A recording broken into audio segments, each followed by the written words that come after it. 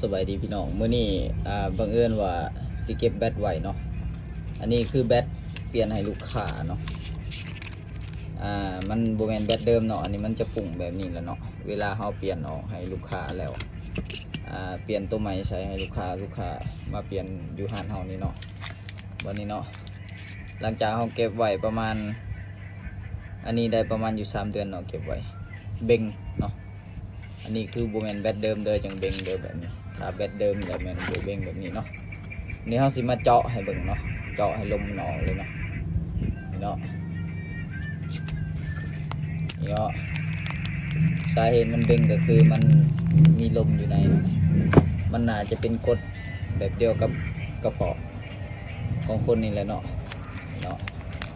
จิ้มแบบนี้เลยเนาะเนาะจู่ออกมาก็คือมิ้นคิ้วคือฐานนี่เลยเนาะนี่เจาะบนเนาะหลังจากลมออกแล้วมันก็แวบได้แบบนี้นี่เนาะแล้วก็เก็บไว้เนาะมีห่านได้หับซื้อเนี่ยอันนี้ลองเก็บไว้เบิ่งเนาะบางทีอาจจะมีผู้ซื้อนะ